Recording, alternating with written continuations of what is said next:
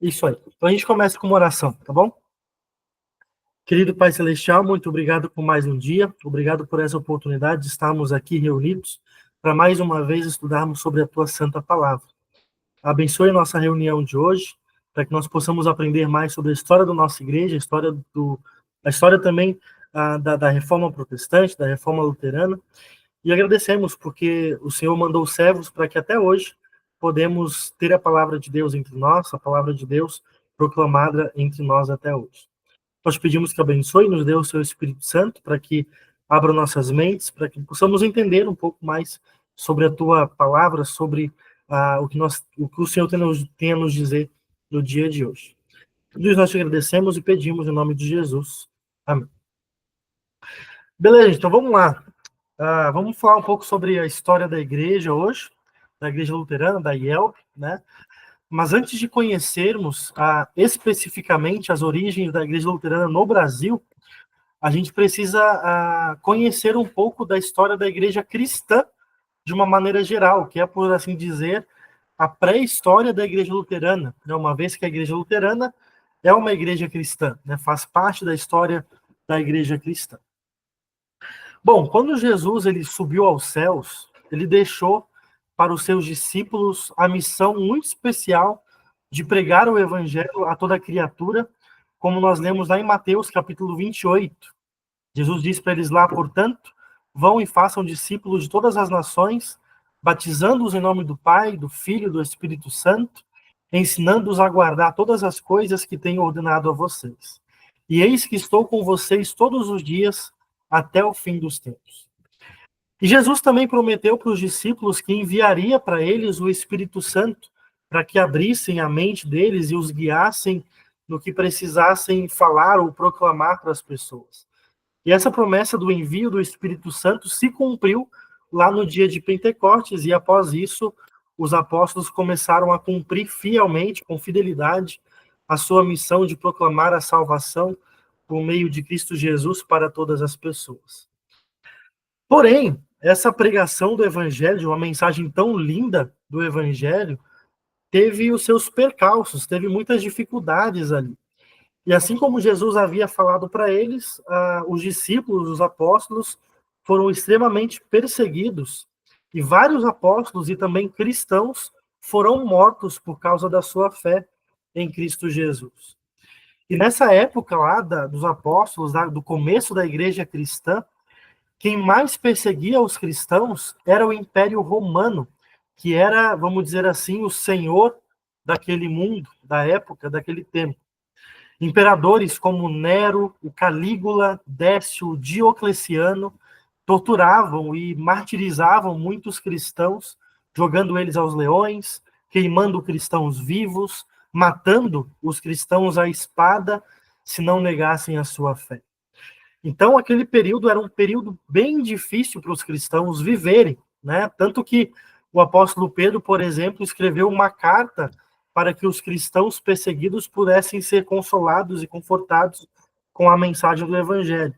Pedro escreveu, então, a primeira carta, a primeira epístola de Pedro, que a gente encontra na Bíblia, e aquela epístola é basicamente Pedro dando um consolo, um conforto em meio às tribulações para aqueles cristãos perseguidos. Na época, era o imperador Nero que estava perseguindo o cristianismo, né? Os cristãos na época. Então, leia a carta de 1 Pedro, é bem interessante.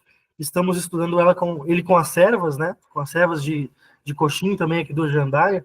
É uma carta muito legal de a gente saber, ter uma visão mais ou menos de como era a perseguição e do que Pedro fala, então, para aquele povo que estava sendo perseguido pelos imperadores lá.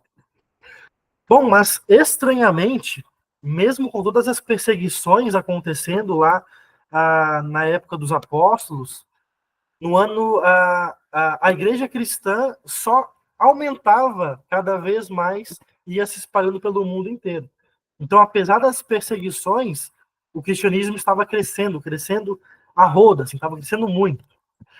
No ano de 312 depois de Cristo, Deus deu um alívio para os cristãos, fazendo com que o trono romano fosse ocupado por um cristão chamado Constantino.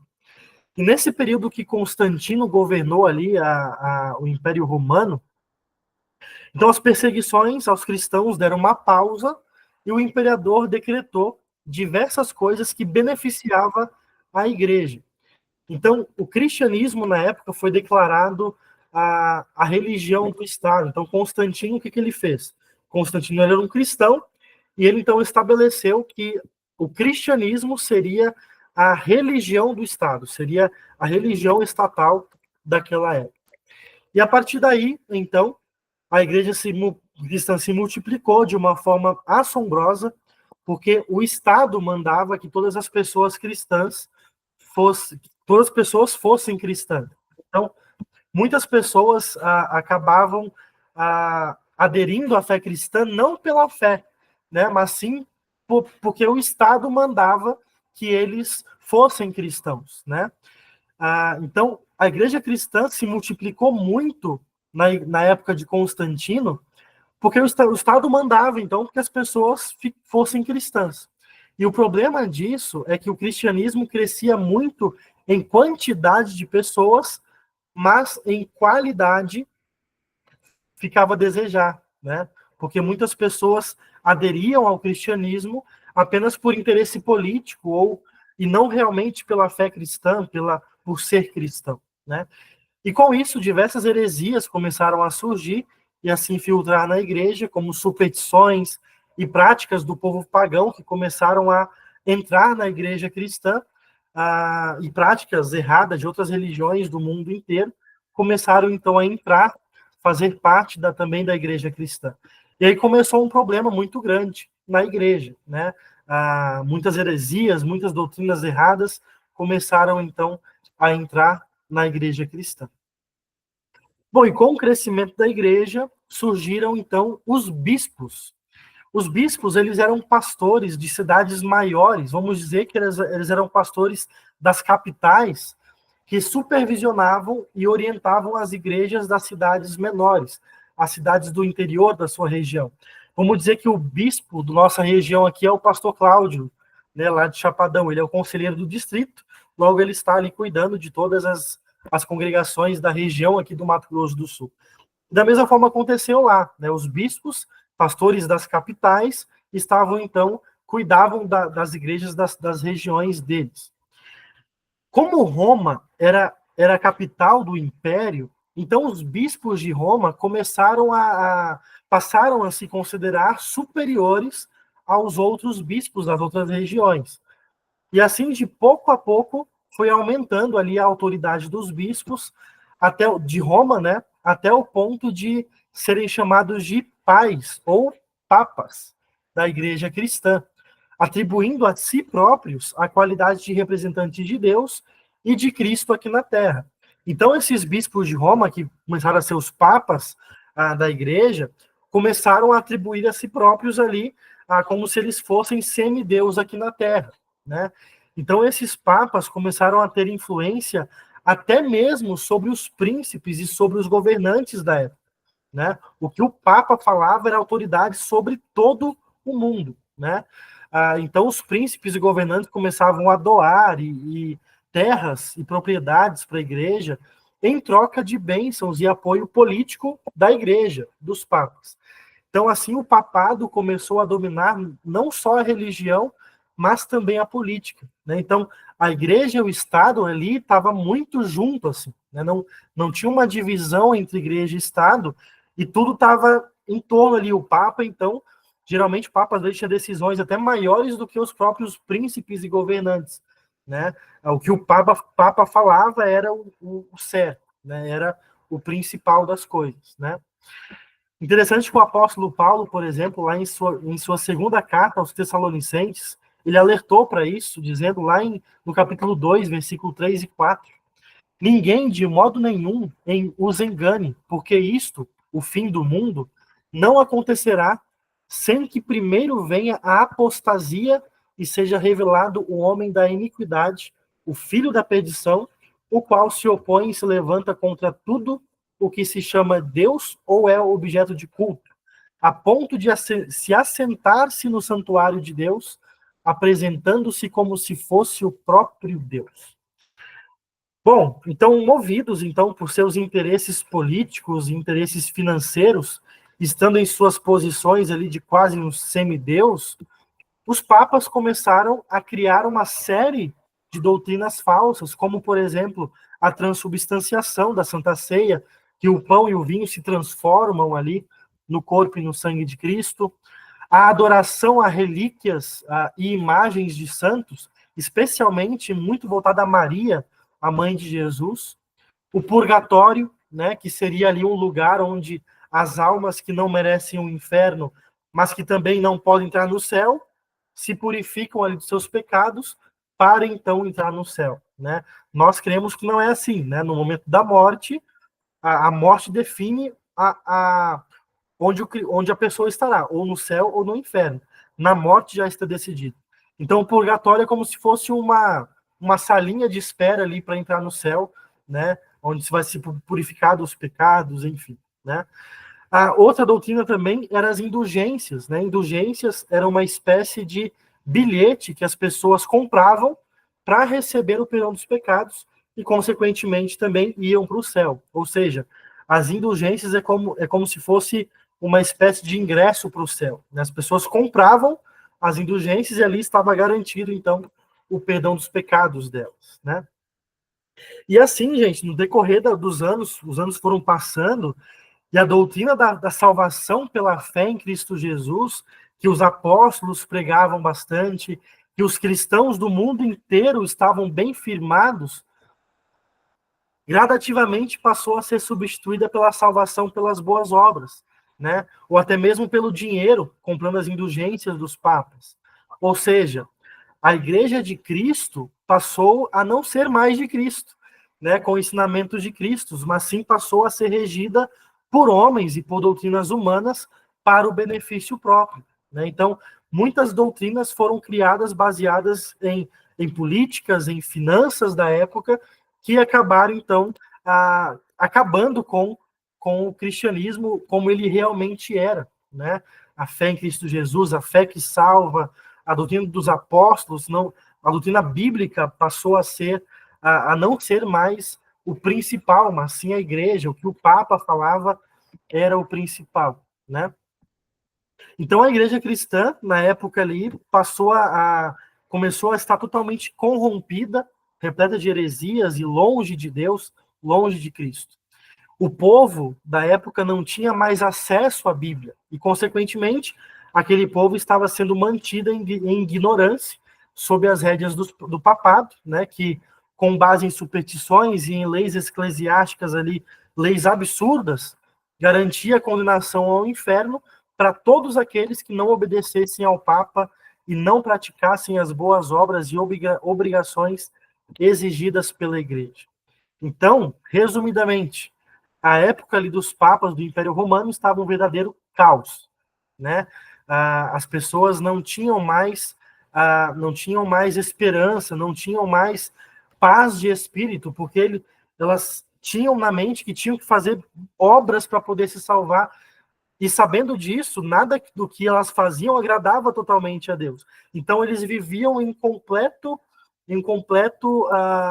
uma completa angústia na época, porque não tinham a graça de Deus para eles, né? A graça de Deus tinha ficado de lado lá na época dos papas lá em Roma, né? Então as pessoas estavam ali espiritualmente bem mortas, né? Então estavam bem difícil naquela época ser cristão, porque as pessoas passaram a acreditar no que o Papa falava, no que a igreja falava, e que precisavam fazer diversas obras para se salvar. Não mais, a salvação não estava mais firmada em Cristo, na graça dele, mas sim nas obras para se salvar, né? Então, resumindo, a igreja estava um verdadeiro caos, né? Até que então, em 10 de novembro de 1483, na cidade de Eisleben, na Alemanha, nasce um gurizinho chamado Martinho Lutero. Um jovem que, contrariando a vontade de seus pais, que queriam que ele fosse advogado, decidiu se tornar monge. E no mosteiro, Lutero vivia ali em angústias e desespero, porque nunca sabia se já havia feito boas obras o suficiente para garantir o perdão dos pecados, conforme ensinava a igreja da época, né? E quanto mais Lutero se penitenciava, mais ele tinha dúvidas, mais ele tinha incerteza sobre a sua fé, né? Sobre Deus e sobre a fé cristã. Então Lutero não possuía ali paz para sua alma e ele via Deus como um severo juiz que estava a ponto de para castigar os pecadores o tempo inteiro. Então, para Lutero e para as pessoas da época dele, Deus era um Deus carrasco, um Deus severo, juiz, que ia julgar todo mundo, ia levar todos para o inferno se não obedecessem, se não fizessem boas obras no mundo, né? Lembram, por exemplo, que naquela época ninguém tinha acesso à Bíblia, a não ser os doutores, os bispos, os papas, enfim, o clero da época, né? Somente o clero tinha acesso à palavra de Deus. Então as pessoas tinham que confiar no que o clero, que os papas e doutores pregavam para eles lá. Então o que eles falavam, eles acreditavam que era bíblico, né? Que era a palavra de Deus. Então, em 1512, Lutero se tornou doutor em teologia e passou a ser professor na Universidade de Wittenberg. E assim, ele passou também a ser um dos privilegiados a ter acesso a uma Bíblia. E assim, estudando a palavra de Deus e guiado também pelo Espírito Santo, Lutero descobriu a verdade do Evangelho e finalmente teve paz para sua alma. E essa verdade que Lutero descobriu lendo a palavra de Deus está totalmente resumida ali no texto de Romanos, capítulo 1, versículo 17, que diz: o justo viverá por fé. Então, Lutero descobriu que o justo vai viver por fé, que o cristão vive pela fé e não por obras, né? Não por obras. E assim, então, Lutero compreendeu que o perdão e a vida eterna não são conquistados por nós mediante boas obras, mas são dados a nós gratuitamente, por graça, por meio da fé em Jesus Cristo, o Filho de Deus que morreu por nós e ressuscitou para perdoar toda a humanidade, né? E quando Lutero, então, descobre essa maravilha que é a mensagem da cruz, a mensagem de Cristo, que nós somos salvos pela fé em Cristo Jesus, Lutero não ficou calado, né? Ele não ficou calado. E então, no dia 31 de outubro de 1517, 507 anos atrás, Lutero, então, afixou na porta da igreja do castelo de Wittenberg suas 95 teses contra os abusos da igreja e especialmente contra a venda das indulgências, né, que estava muito forte na época. E rapidamente o conteúdo dessas teses explodiu por todos os lados, por toda a Alemanha, e as pessoas começaram a ver ali as teses de Lutero.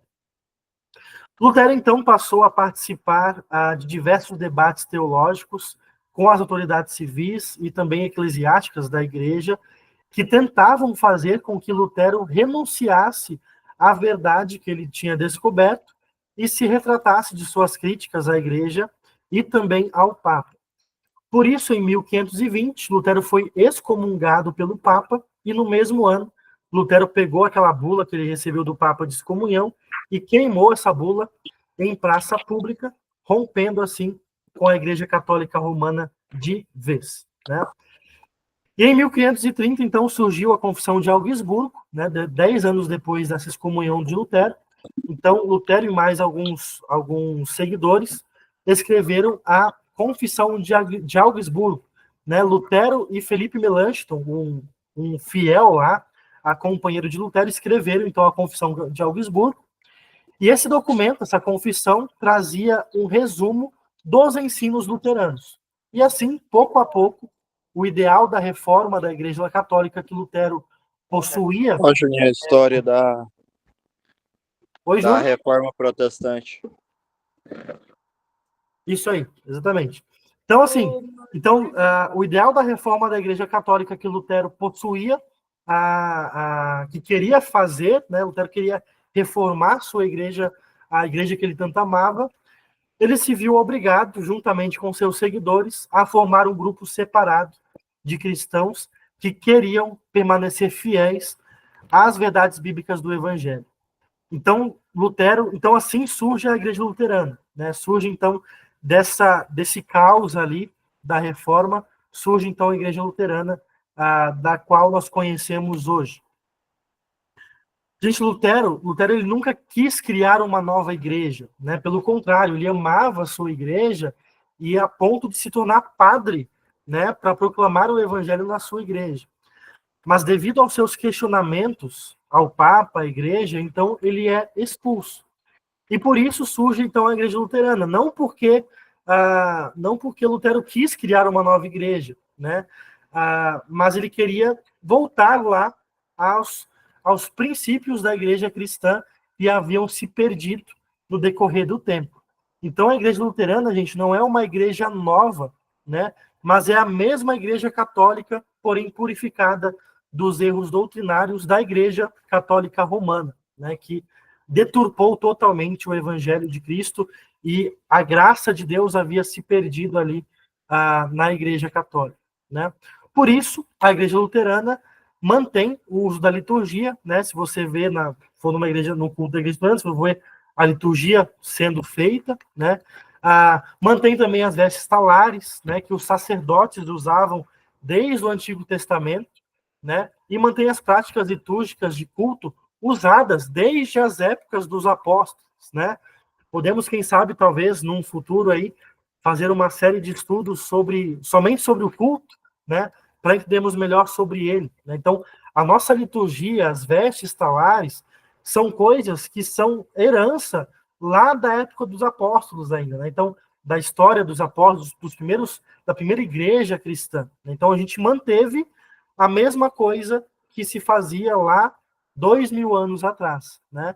Portanto, gente, a Igreja Luterana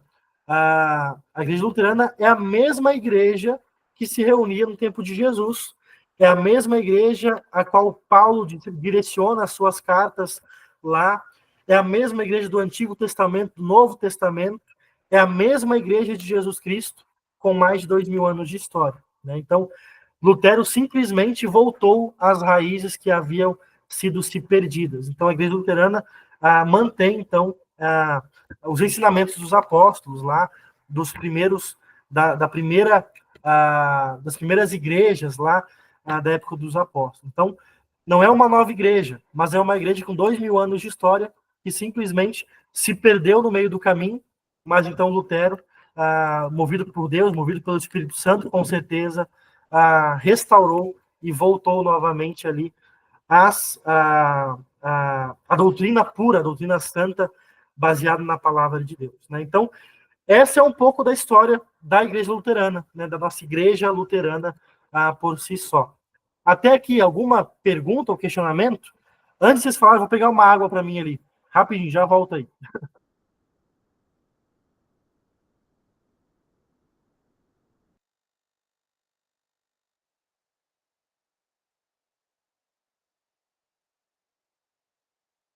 Voltei. Alguma dúvida aí sobre essa primeira parte da história da igreja? Bem tranquilo. Tá bem explicado? Muito bom. Só uma dúvida, que normalmente é sempre questionado pelos católicos, né? Aquela Com passagem certeza. que se coloca Pedro como a pedra da igreja, como que nós interpretamos isso, né? Qual que seria Tu lembra o a texto linha? bíblico, Pedro? Olha, deixa eu Eu dar não uma vou lembrar qual pesquisada que é o aqui. texto. Mas ele tem uma interpretação, sim. Peraí, deixa eu ver se eu acho.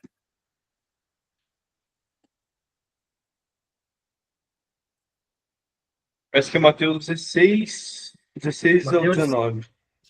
16. Isso Aqui, mesmo. achei. Aqui, aí, versículo. Deixa eu ver aqui. Versículo 14. Vamos começar a ler do versículo 13 ali. Mateus 16, versículo 13. Jesus foi para a região que fica perto da cidade de Cesareia de Filipe. Ali perguntou aos discípulos: Quem o povo diz que o filho do homem é? Eles responderam: Alguns dizem que o Senhor é João Batista, outros que é Elias, e outros que é Jeremias ou algum outro profeta. E vocês? Quem vocês dizem que eu sou? Perguntou Jesus. Simão Pedro respondeu: O Senhor é o Messias, o Filho do Deus vivo. Jesus afirmou: Simão, filho de João, você é feliz porque esta verdade não foi revelada a você por nenhum ser humano, mas veio diretamente do meu Pai que está no céu. Portanto, eu lhes digo: você é Pedro, e sobre esta pedra construirei a minha igreja, e nem a morte poderá vencê-la. Eu lhes darei as chaves do reino do céu. O que você proibir na terra será proibido no céu, e o que permitir na terra será permitido no céu.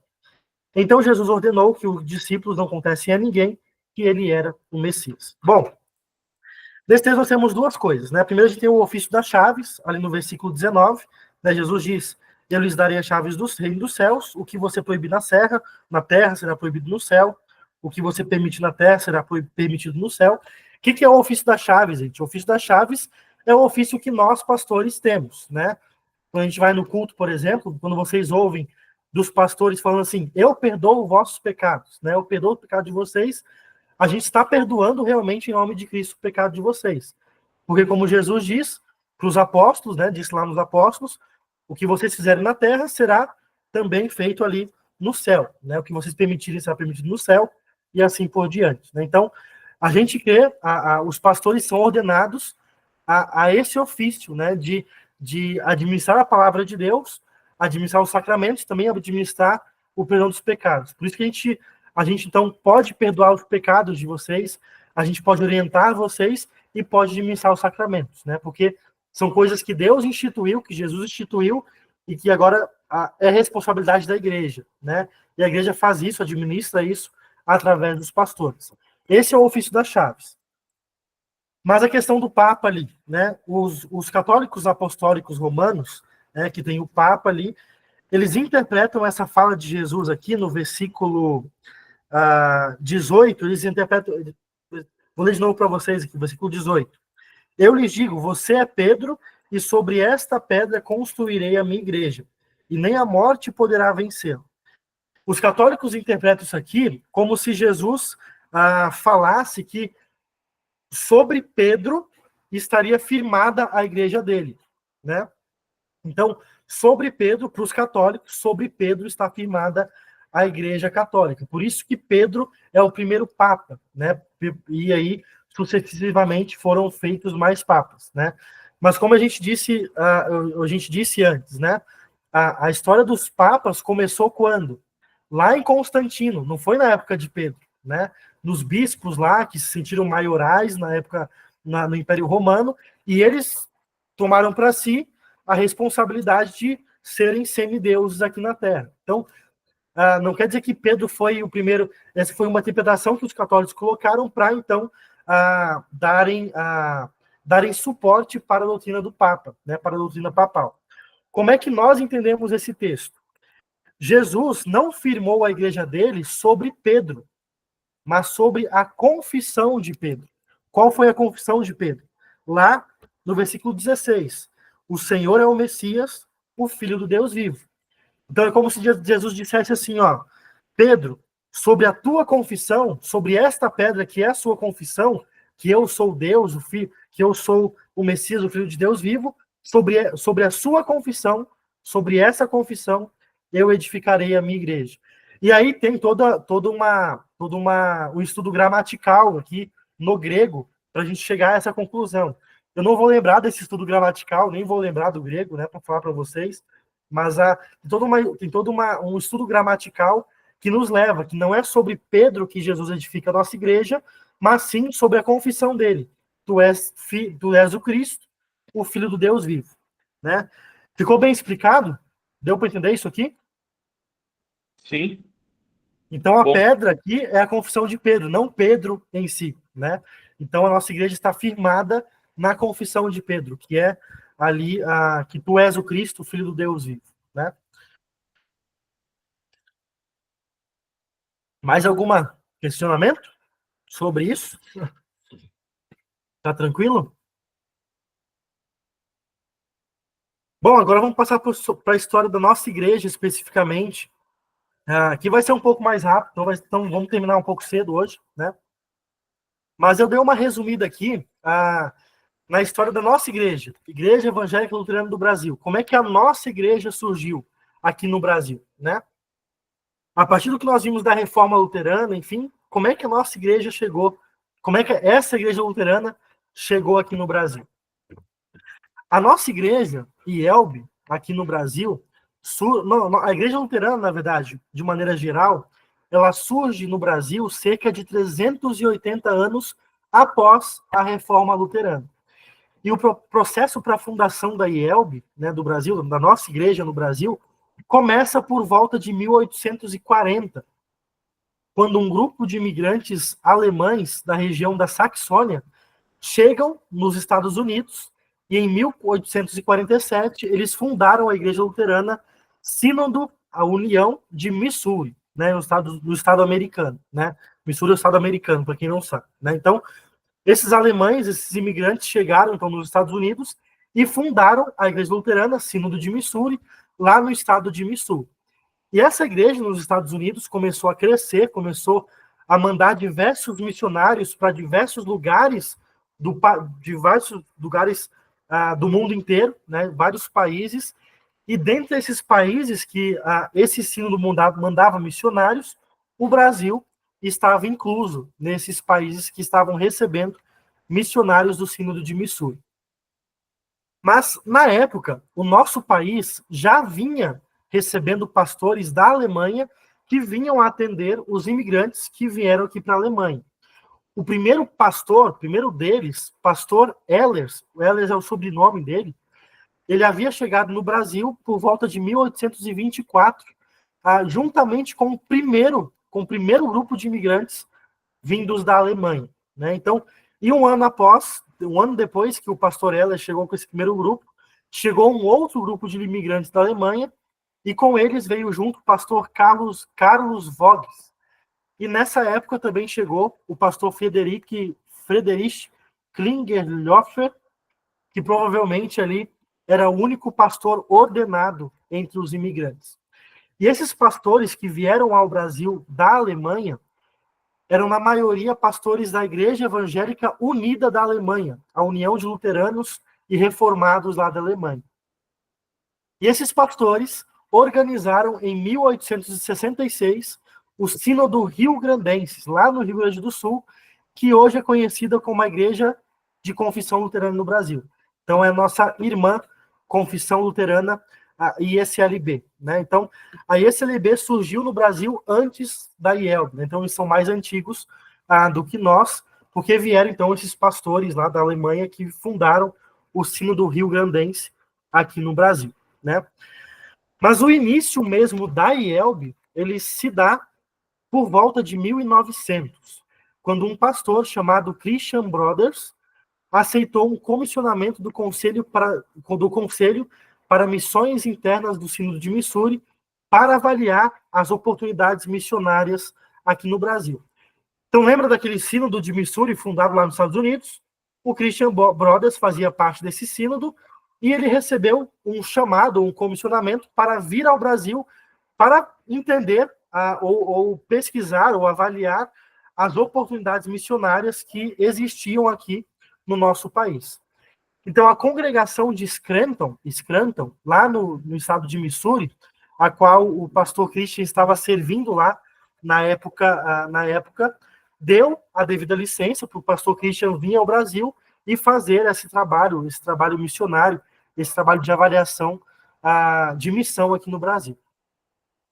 Quando, então, o Christian Brothers ele aceita o comissionamento para o Brasil, o pastor, então, disse ao Conselho de Missões que, em função de circunstâncias familiares, ele teria que voltar aos Estados Unidos depois de completar a sua missão de investigar aqui a possibilidade do trabalho missionário aqui no Brasil, mesmo que o novo campo missionário aqui do Brasil se mostrasse frutífero ou promissor. Então, o pastor Christian Brothers, ele estava disposto a ficar no Brasil durante 2 anos e depois ele iria voltar para os Estados Unidos, né? Assim sendo, então, o pastor Christian chegou ao Rio de Janeiro no dia 21 de março de 1900 e foi para Novo Hamburgo, uma cidade lá do Rio Grande do Sul, onde foi recebido pelo pastor Johann Brutin, um dos fundadores do Sínodo Rio-Grandense, né, do sínodo lá da Confissão Luterana. O pastor Brutin se preocupava muito com a fidelidade nas confissões luteranas. E essa pode ter sido um motivo, pode ter sido, não se tem certeza disso, né? Mas pode ter sido um dos motivos de ele ter saído do Sínodo Rio-Grandense por volta de 1890, né? Porque a confissão luterana não tinha a confessionalidade como principal, né? O livro de Concórdia como principal. Né? Esse livrinho aqui, ó. Então, a confissão luterana não confessava todo o livro de Concórdia, e por isso pode ter sido o motivo que o pastor Brutin, então, se desfiliou do Sínodo Rio-Grandense, né? Bom, e quando o Brutin, então, ele se desfilia do Sínodo Rio-Grandense, ele mantém contato com os pastores do Sínodo de Missouri ali, ele se interessa pelo Sínodo de Missouri, mantendo contato com pastores ali dos Estados Unidos. Nesse período, o pastor Brutin, então, se muda para Novo Hamburgo, onde ele construiu uma casa para ele morar, iniciou uma escola particular, e lá em 1891, um ano depois, a congregação de Estância Velha, né, decidiu chamá-lo para ser pastor, e depois começou a atender também a congregação de São Leopoldo e os arredores ali do Rio Grande do Sul, né? Bom, após o Christian Brothers ser recebido pelo Brutin em sua casa, eles conversaram muito sobre as condições econômicas, sociais, religiosas dos imigrantes aqui alemães no Brasil. E o Christian Brothers permaneceu na casa do pastor Brutin por cerca de 10 dias, onde dialogaram muito sobre a vida dos imigrantes alemães aqui no Brasil. Passado um tempo, então, o pastor Christian Brothers foi levado para São Pedro, lá no Rio Grande do Sul. E ali na cidade de São Pedro, na verdade não era uma cidade, era um distrito lá de Pelotas, ele ali então convocou as famílias para organizar uma congregação evangélica luterana. E ali em São Pedro já se reuniam 4 famílias para o culto, já tinha bastante tempo, né? E essas famílias então se tornaram o núcleo da congregação, que foi organizada em 1º de julho de 1900, com um total de 17 famílias que tinham como membros ali em São Pedro. E a congregação, então, de São Pedro, enviou um chamado ao departamento de missão, lá do Sínodo de Missouri, para que tivesse um pastor residente em São Pedro. Então, é como vocês fizeram comigo aqui, né? Vocês vieram chamado para o seminário, e o seminário me mandou aqui para Campo Grande. A mesma coisa São Pedro fez com os Estados Unidos. Eles pediram um pastor que viesse lá dos Estados Unidos para residir em São Pedro, né? E nesse meio tempo de processo de chamado, enfim, a construção da capela foi concluída lá em São Pedro. Tem até hoje a capela lá, mas reformada, né? Mas está lá. A primeira capela da luterana aqui do Brasil, a do Rio Grande do Sul, né?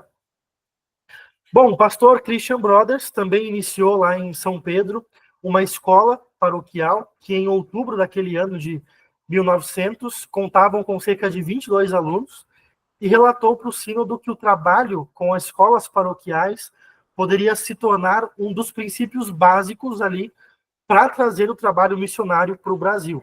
Numa carta, o pastor Christian Brothers relata para os Estados Unidos assim: se queremos ter sucesso na missão, precisamos, com certeza, abrir também uma escola.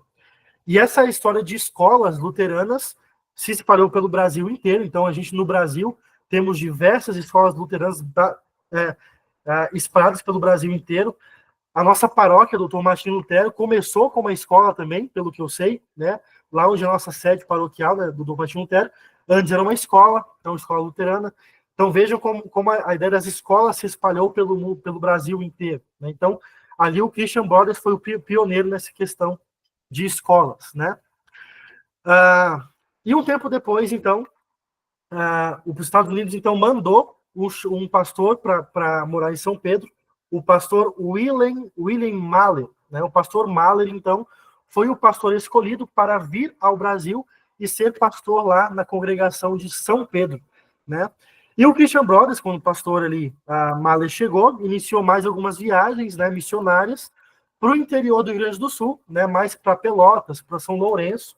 Então o pastor Brothers foi viajando ali para fundar mais igrejas, enfim. E o pastor Brothers dirigiu cultos em diversos lugares e teve encontros em diferentes lugares, né, lá no Rio Grande do Sul. Algumas das congregações também chamaram pastores do Sino de Missouri, né, e depois dessa viagem de Pelotas e São Lourenço, o pastor Christian então volta para os Estados Unidos e deixa o lugar para o pastor Mahler, que tinha recém-chegado. Então, o Mahler começou a trabalhar ali nos pontos de missão, em São Pedro do Sul, em São Leopoldo, em Novo Hamburgo, enfim, ele começou a trabalhar na região ali de Pelotas, São Lourenço e Porto Alegre. Bom, após esse trabalho, então, iniciado na cidade de São Pedro, os resultados foram aparecendo, muitos outros pastores começaram a chegar dos Estados Unidos. O Seminário Concórdia, que nós temos hoje, foi fundado, então, para formar mais pastores no Brasil, né? Então, o seminário ele é anterior à IELB, né? O seminário é mais antigo que a IELB, e ali no seminário, então, foi formado, vários alunos começaram a se formar, e até hoje formam muitos alunos, né? Muitos pastores, até que em 24 de junho de 1904, foi fundada, então, oficialmente, a Igreja Evangélica Luterana do Brasil, numa reunião ali na atual cidade de São Pedro do Sul, ao mesmo tempo que nascia também o 15º distrito do Sínodo de Missouri. Então, o Brasil aqui passou a ser um distrito dos Estados Unidos, né? A gente passou a ser um distrito dos Estados Unidos, né? Porque os Estados Unidos ainda mantinha o nosso trabalho aqui no Brasil, né? Pegando um pouco da nossa realidade, né? Para a gente refletir um pouco e pensar, né? Os Estados Unidos começaram a Igreja Luterana lá nos Estados Unidos, vieram e mandaram pastores missionários aqui para o Brasil, e a nossa igreja cresceu, até o ponto que hoje, gente, nós somos a igreja que envia pastores para outros lugares do mundo. Olha que interessante, né? A mesma história se repetindo, mas agora com a gente aqui no Brasil, um ponto de missão dos Estados Unidos, agora consegue mandar pastores para fora, né? Nós enviamos pastores para a África, para ser professores na África, em vários países da África, enviamos pastores para a República Dominicana, para o Havaí, né? Então, a missão que começou dos Estados Unidos aqui está surgindo frutos, né? E hoje nós podemos enviar pastores, a mesma coisa que fizeram com a gente está fazendo com outros países aí pelo mundo, e isso é muito especial, é muito gratificante para a nossa igreja, né? A saber que depois de muitos anos, depois de 120 anos, a gente agora tem a oportunidade, tem a condição de enviar mais missionários e formar muitos pastores e levar a palavra de Deus também no nosso país, né? E isso graças às ofertas do Brasil inteiro, graças ao trabalho do Brasil inteiro, né? Então, nossa igreja é muito abençoada, foi muito abençoada com isso, né? Bom, depois disso, então, a IELB foi crescendo cada dia mais, né? Se espalhando por todos os estados do país.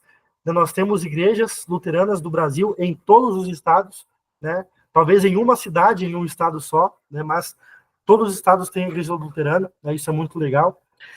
E pegando alguns dados de 2020 para vocês, lá em 2020, a IELB contava com 59 distritos, 529 paróquias, 1.937 locais, congregações, pontos de pregação e missão, né? 933 pastores, sendo que 629 atuavam nas paróquias, né? E 245 mil membros. Vejam, lá de 1904 até hoje, a IELB aumentou em 245 mil pessoas. Então, nós somos a IELB inteira no Brasil, 245 mil pessoas. É bastante gente aí no Brasil, né? A IELB, gente, tem como única norma e fonte de fé e vida cristã a Escritura Sagrada. E aceita o livro de Concórdia, esse livrão aqui, né? De 1580, esse livro foi reunido, né? Como ali a autêntica e correta exposição das doutrinas bíblicas. E por isso, o livro de Concórdia é considerado a nossa confissão de fé, né? Tudo que está aqui a gente considera como a exposição correta da palavra de Deus, da Bíblia Sagrada, né? E o que tem nesse livro aqui, né? Quais são os documentos que tem aqui? Aqui está a Confissão de Augsburgo, que Lutero e Melanchthon escreveram, lá em 1530. Tem a Apologia da Confissão, tem os 3 credos, né, o apostólico, o niceno e o atanasiano, tem os artigos de Esmalcalde, tem a Fórmula de Concórdia, o Catecismo Menor e Maior de Lutero, né, então, e a Fórmula de Concórdia, que está tudo aqui reunido nesse livrão, e tudo isso reunido é a nossa confissão de fé, é o que nós acreditamos ser a verdade da palavra de Deus, da Escritura Sagrada, né? A IELB está organizada em congregações, né? E o conjunto de congregações de certo município ou de certa região atendida pelo mesmo pastor é chamado de paróquia. Então, aqui nós temos a congregação Martim Lutero, a congregação Missão Jandaia, congregação lá de Coxim, Rio Verde, São Gabriel, e todas essas congregações juntas formam a paróquia Doutor Martim Lutero, né? Essa paróquia, as paróquias do Mato Grosso do Sul, vamos pegar o Mato Grosso do Sul, né? Essas paróquias de uma mesma região ou de um mesmo estado formam os distritos, né? Então, nossas paróquias do Mato Grosso do Sul estão no distrito Mato Grosso do Sul. Então, todas as congregações do Mato Grosso do Sul estão no distrito Mato Grosso do Sul. E cada distrito do Brasil possui um pastor conselheiro, um pastor líder leigo, que supervisiona ali o trabalho das congregações, e conjunto e também individualmente. O conselheiro e o líder leigo compõem, junto com a diretoria nacional da IELB, né, composta por um pastor-presidente, 2 vice-presidentes, 2 secretários, 2 tesoureiros, compõem, então, o conselho diretor da Igreja Evangélica Luterana do Brasil. E nós temos, além do conselho diretor, que é o conselho mais administrativo da IELB, nós temos a Convenção Nacional, que é, então, a convenção dos pastores, né, que reúnem pastores e também líderes das congregações num lugar. E, além dessa convenção, temos o concílio de pastores, que ali já é mais um estudo teológico, né, na nossa igreja. Então, nós temos aí 3 órgãos nacionais da igreja, né? Convenção Nacional de Pastores, a Convenção Nacional das Igrejas, né, que reúnem as igrejas e pastores, que ali vão ser votadas, então, os presidentes das igrejas, da presidência nacional, diretoria nacional, enfim, vão ser votadas essas coisas. Temos, então, o conselho diretor, que é o conselho administrativo, vão administrar mais juridicamente a igreja, né, financeiramente, as atas, regimento da IELB, tudo isso o conselho diretor que fica responsável, e temos o Concílio Nacional de Pastores, onde se discute, então, teologicamente, assuntos teológicos, né, entre os pastores. Então, são 3 órgãos: o concílio, né, que se discutem teologicamente, convenção, que é a reunião das igrejas, e o conselho diretor, que é, então, a reunião administrativa, o órgão administrativo da igreja. Além dessas coisas, a IELB se divide também internamente em áreas de ação, sendo elas missão, serviço social, educação, comunicação e finanças, financeira. E a IELB também mantém o seminário teológico, o seminário da nossa igreja, para a formação de pastores e ministros auxiliares, né, os diáconos, em educação cristã, em evangelização, em ação, serviço social e também em música. E esse seminário fica localizado lá em São Leopoldo, no Rio Grande do Sul, né? Então, essa é um pouco da nossa igreja, gente, um pouco da história da nossa igreja, bem resumido para vocês. Alguma pergunta sobre essa parte da nossa igreja? Ou alguma dúvida ficou? Ficou muito rápido? Ficou claro? Ficou bem claro, pastor. Show de bola. Então, isso aí é um pouco da nossa história, da IELB, né? Como a gente está hoje. Ficou Júlio, bem, ficou bem. Ficou bom mesmo, professor, a explicação ficou bem clara.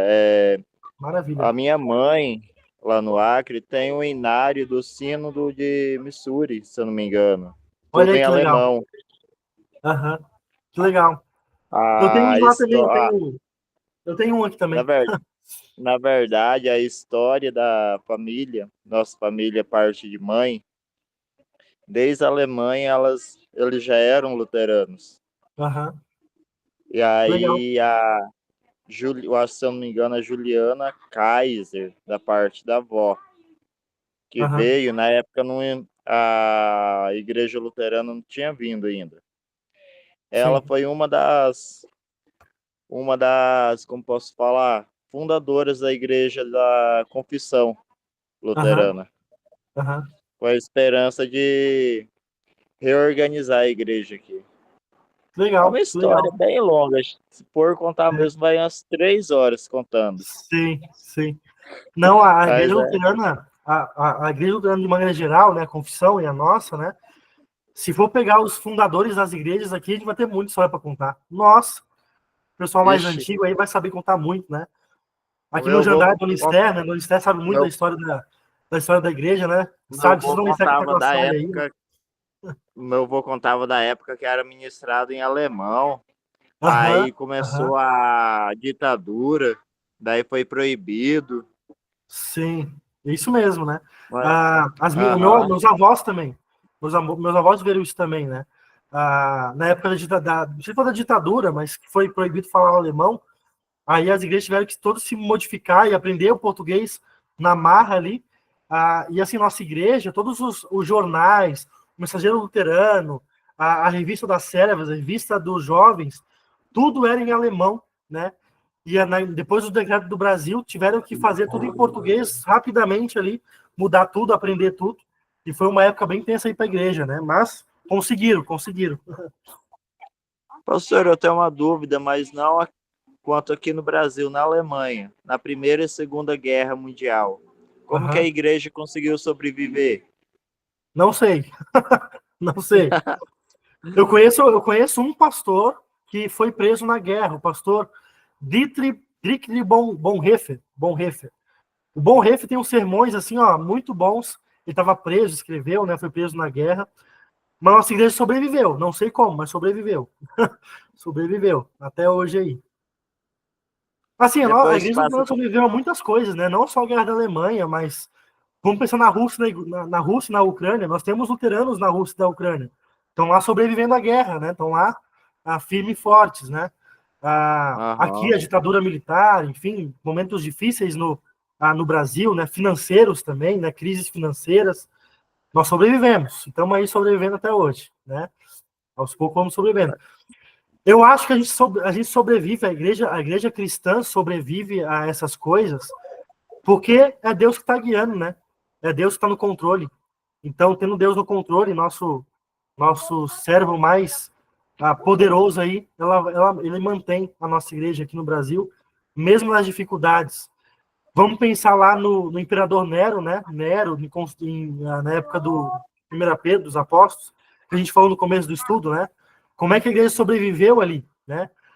Ali foi a época que a igreja mais cresceu, né? A época de perseguição foi a época que a igreja mais cresceu no mundo, né? Então, é Deus abençoando, é Deus guiando ali a história da sua igreja, né? Isso é muito bacana da gente saber, né? Muito bacana. É isso, gente. É isso aí, pastor. Show de bola. Deixa eu finalizar a gravação aqui.